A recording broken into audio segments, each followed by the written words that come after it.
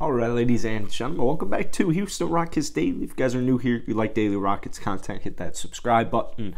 So I hopefully will be live for tonight's game. I think it's at 7 p.m. Central Standard Time. They are playing the Oklahoma City Thunder, so hope to see you guys there. I want to talk about a couple of things that we should be keeping an eye on in tonight's game. So right now, Paolo is currently cooking against Sacramento once again. The guy's phenomenal, and he's getting compared a lot to Jabari. Jabari was not supposed to be a shot creator right away in the NBA. The potential is there, but his handles are too bad. He needs to be set up. He can shoot lights out. And so what you saw a lot 2 nights ago against Orlando was he'd get the ball because we're only running ISOs right now. There's no really schemes. There's no plays being called in Summer League right now.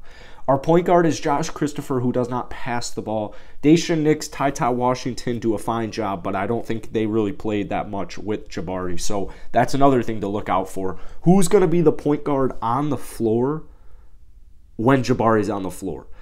Because it's Summer League.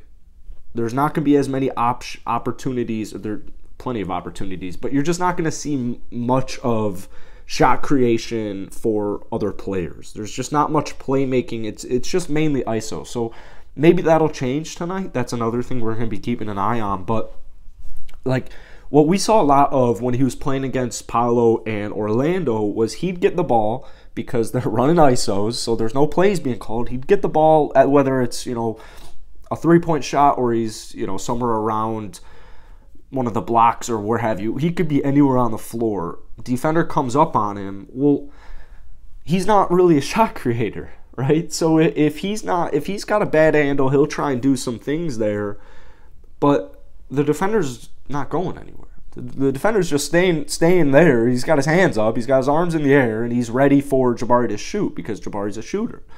So Jabari's trying to get some type of quick handle, trying to get some separation. It's not working, and then he shoots a smooth-looking shot, but since the defender's not going anywhere, it's highly contested, and it just doesn't look like a great, high-quality look at the bucket. So that's one of the points I really tried, and I'm trying to really just bring home to as many Rocket fans as possible, because Kevin Porter Jr. has a very, very, very critical role, not only being the Houston Rockets point guard and setting up his teammates while also setting up himself.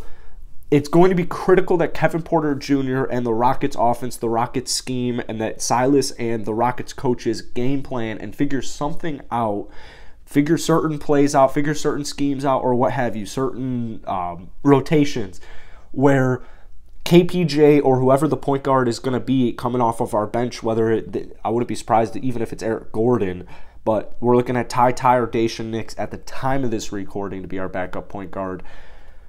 It's just going to be interesting to see. So that's like the thing I'm looking out for tonight is who's playing point guard with Jabari Smith Jr. and how does it look? Are they setting him up?